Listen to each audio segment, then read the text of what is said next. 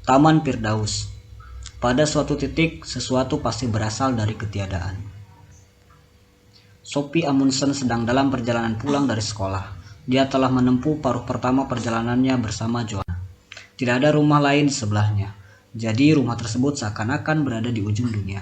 Di dekat situ ada hutan. Dia berbelok menuju Clover Close.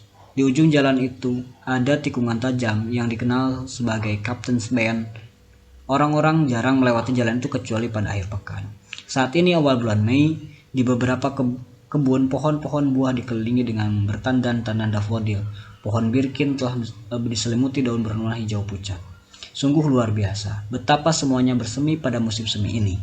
Apa yang membuat limpahan warna hijau dedaunan bermunculan dari bumi yang mati, begitu ia mendapatkan kehangatan dan sisa-sisa salju yang terakhir menghilang. Ketika Sophie membuka pintu gerbang halamannya, dia memandang ke kotak surat. Biasanya ada banyak surat sampah dan beberapa amplop besar itu sering ditinggalkannya begitu saja di meja dapur sebelum dia naik ke kamar untuk mulai mengerjakan pekerjaan rumah. Seringkali ada beberapa surat dari bank untuk ayahnya, tetapi ayah Sophie bukanlah seorang ayah yang biasa. Dia adalah nahkoda sebuah tanker minyak besar dan selalu bepergian hampir sepanjang tahun. Selama beberapa minggu ketika ia berada di rumah, dia akan sibuk ke sana kemari untuk membuat rumah itu enak dan nyaman bagi Sophie dan ibunya. Namun, jika dia berada di laut, dia tampak sangat jauh. Hanya ada sebuah surat di kotak surat, dan itu adalah untuk Sophie. Pada amplop putih tertulis, Sophie Amundsen 3 Clover Close. Itu saja. Tidak disebutkan siapa pengirimnya. Perangkauannya pun tidak ada. Setelah Sophie menutup pintu gerbang, dia buru-buru membuka amplop itu. Di dalamnya hanya ada secari kertas yang tidak lebih besar dari amplopnya sendiri. Bunyinya, "Siapakah kamu?" Tidak ada. Dia melihat amplop itu lagi. Surat itu jelas untuknya. Siapakah yang memasukkan ke dalam kotak surat? Sophie segera memasuki rumah merah itu, sebagaimana biasa. Kucingnya Sarekan berusaha menyelinap keluar dari semak-semak, melompat ke tangga pertama dan menyusup masuk melalui pintu sebelum Sophie menutupnya. Setiap kali ibu Sophie sedang tidak enak hati, dia akan menyebut rumah yang mereka tinggali sebuah kandang. Sophie memang suka memelihara binatang. Pertama-tama dia punya 3 ekor ikan mas, goldtop, red hiding hood, dan blackjack. Selanjutnya dia mendapatkan 2 ekor burung parkit yang dinamakannya Smith dan Small. Lalu Govinda si kura-kura darat, dan akhirnya si kucing pirang Sarekan. Semua binatang itu diberikan padanya untuk menghiburnya mengingat bahwa ibunya selalu baru pulang kerja menjelang senja dan ayahnya sangat sering bepergian berlayar ke seluruh penjuru dunia. Sophie melemparkan tas sekolahnya ke lantai dan meletakkan semangkuk makanan kucing untuk Sarekan. Lalu dia duduk di atas bangku dapur dengan surat terus di tangannya. "Siapakah kamu?" Dia tidak tahu. Dia adalah Sophie Amundsen, tentu saja. Tapi siapakah Sophie itu? Dia benar-benar tidak mengerti. Belum. Bagaimana seandainya dia telah diberi nama lain? Anne Knudsen misalnya? Apakah dia selalu menjadi orang lain? Tiba-tiba dia ingat bahwa ayahnya semula ingin dia dinamai Lillemore. Sophie berusaha untuk membayangkan dirinya bersalaman dan memperkenalkan diri sebagai Lillemore Amundsen. Namun semua itu tampaknya tidak benar. Tetap saja itu adalah orang lain yang memperkenalkan dirinya. Dia melompat dan pergi ke kamar mandi dengan surat aneh di tangannya. Dia berdiri di depan cermin menatap matanya sendiri. Aku Sophie Amundsen," katanya. Gadis di dalam cermin itu tidak bereaksi sama sekali. Apapun yang dilakukan Sophie, gadis lain itu melakukannya dengan cara yang persis sama. Sophie berusaha untuk memukul bayangan dengan gerakan kilat, namun gadis itu pun bergerak sama cepatnya. "Siapakah kamu?" Sophie bertanya. Dia tetap tidak menerima tanggapan, tapi merasa sedikit bingung apakah dia atau bayangan yang mengajukan pertanyaan itu. Sophie menekakkan jari telunjuknya ke hidung di cermin dan berkata, "Kamu adalah aku." Karena dia tidak mendapatkan jawaban, dia membalik kalimat itu dan berkata, "Aku adalah kamu." Sophie Amundsen sering merasa tidak puas dengan penampilannya. Orang sering bilang dia memiliki sepasang mata indah berbentuk buah almond. Namun itu barangkali hanya diucapkan orang-orang sebagai hidungnya terlalu kecil dan mulutnya agak terlalu besar. Kucing hidup yang penuh energi dari kumis putihnya hingga ekornya yang bergerak-gerak di ujung badannya yang licin. Ia juga berada di sini di taman ini, namun hampir tidak menyadarinya dengan cara seperti Sophie memikirkannya. Ketika Sophie mulai memikirkan tentang hidup, dia mulai menyadari bahwa dia tidak akan hidup selamanya. "Aku berada di dunia ini sekarang," pikirnya. tapi suatu hari aku akan pergi. Adakah kehidupan sesudah kematian? Ini adalah pertanyaan lain yang sama sekali tidak pernah dipikirkan oleh si kucing. Belum lama nenek Sophie meninggal. Selama lebih dari 6 bulan Sophie merindukannya dari hari ke hari. Sungguh tidak adil bahwa kehidupan harus berakhir. Sophie berdiri di atas jalan berpikir. Dia berusaha untuk berpikir ekstra keras mengenai hidup agar dia dapat melupakan bahwa dia tidak akan hidup selamanya. Tapi itu mustahil. Begitu dia berkonsentrasi pada kehidupannya sekarang, pikiran tentang kematian pun memasuki benaknya. Hal yang sama terjadi sebaliknya. Hanya dengan membangkitkan perasaan mendalam bahwa suatu hari pasti mati, maka ia dapat menghargai betapa senangnya dia bisa hidup. Ini seperti dua sisi mata uang yang berulang kali dibalik-baliknya. Dan semakin besar dan semakin jelas satu sisi, semakin besar dan semakin jelas pula sisi lain. Kamu itu pada hari ketika dokter menyatakan dirinya sakit. Baru kali inilah aku menyadari betapa kayaknya hidup ini, katanya.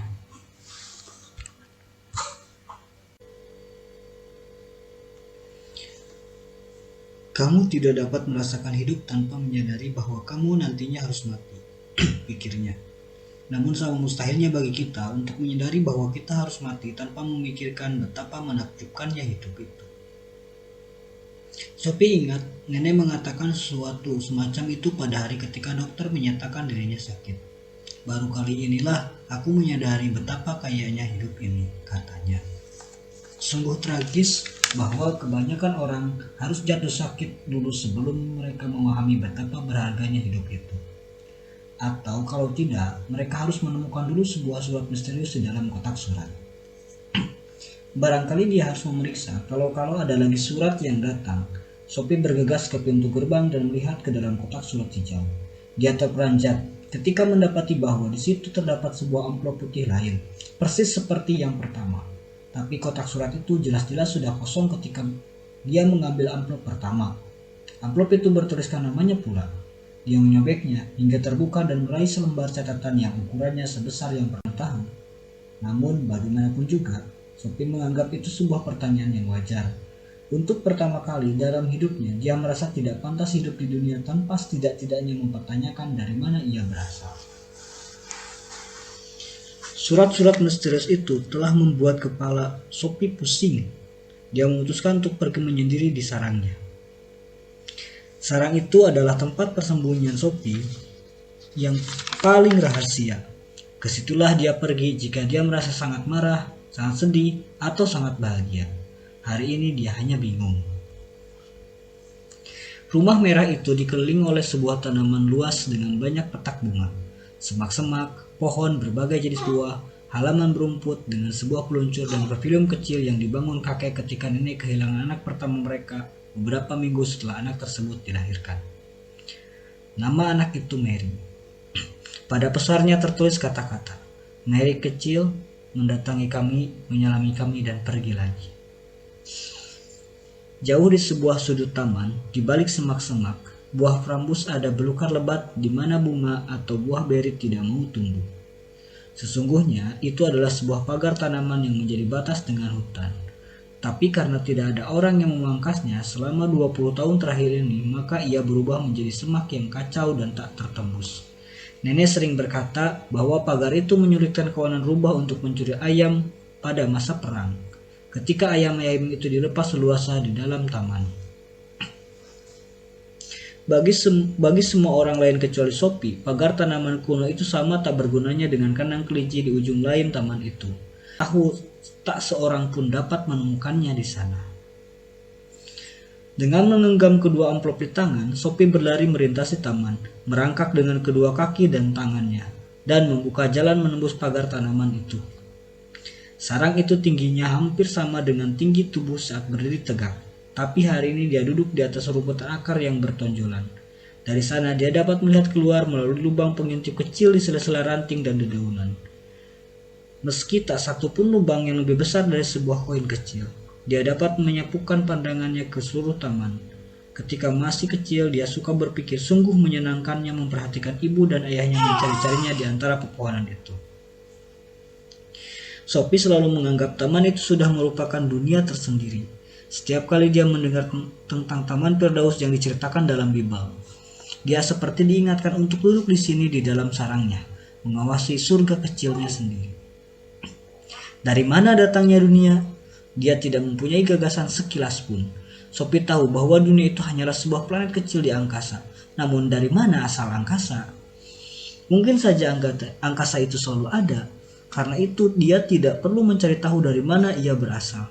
Tapi mungkinkah sesuatu itu selalu ada? Sesuatu yang lain. Tapi jika angkasa berasal dari sesuatu yang lain, maka sesuatu yang lain itu pula pasti juga berasal dari sesuatu yang lain pula. Sophie merasa dia hanya menyeret-nyeret permasalahan. Pada satu titik, sesuatu pasti berasal dari ketiadaan. Namun apakah itu mungkin? Bukankah itu sama mustahilnya dengan gagasan bahwa dunia selalu ada? Mereka telah belajar di sekolah bahwa Tuhan menciptakan dunia. Sophie berusaha untuk menghibur dirinya dengan pemikiran bahwa ini barangkali pemecahan terbaik untuk seluruh masalah itu. Tapi dia lalu mulai berpikir lagi. Dia dapat menerima bahwa Tuhan telah menciptakan angkasa. Tapi bagaimana dengan Tuhan sendiri? Apakah dia menciptakan dirinya sendiri dari ketiadaan? Lagi-lagi ada suatu jauh di lubuk hatinya yang memprotes. Meskipun Tuhan dapat menciptakan segala macam benda, tidak mungkin dia dapat menciptakan dirinya sendiri sebelum dia mempunyai diri. Maka hanya tinggal satu kemungkinan, Tuhan selalu ada. Tapi dia telah menolak kemungkinan itu. Segala sesuatu yang ada harus ada permulaannya. Oh, persetan. Dia membuka kedua amplop itu. Siapa kamu? Dari mana datangnya dunia? Pertanyaan-pertanyaan yang sungguh menjengkelkan. Dan ngomong-ngomong, dari mana datangnya surat-surat itu? Itu juga sama misteriusnya. Nyaris. Siapa yang telah menyetak Sophie keluar dari keberadaan sehari-hari dan dengan tiba-tiba membuatnya berhadapan dengan teka-teki besar tentang alam raya? Untuk ketiga kalinya, Sophie memeriksa kotak surat. Pak Pos baru saja mengantarkan kiriman hari itu. Sophie mengaduk setumpuk surat sampah, terbitan berkala dan surat-surat untuk ibunya. Juga ada sebuah kartu pos pergaulan. Di situ bertempel sebuah perangko Norwegia dan diberi cap pos batalion PBB. Mungkinkah itu dari ayah?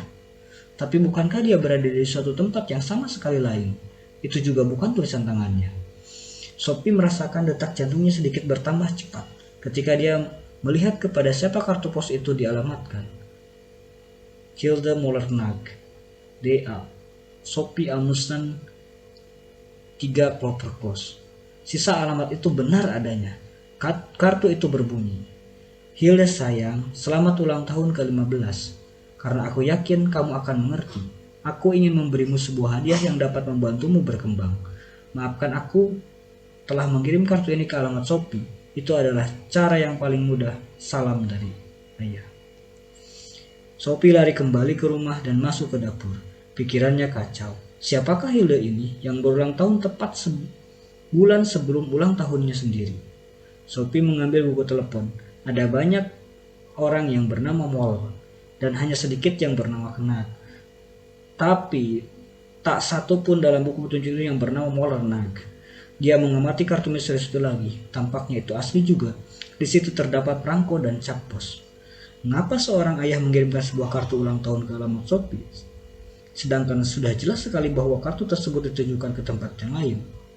Ayah macam apa yang mau memperdaya putrinya sendiri lewat sebuah kartu ulang tahun yang dengan sengaja dikirimkan sembarang alamat? Bagaimana mungkin itu merupakan jalan termudah? Dan selain itu, bagaimana dia dapat melacak si Hilde ini? Kini Sophie punya tambahan masalah yang mengganggu. Dia berusaha untuk meluruskan pikirannya.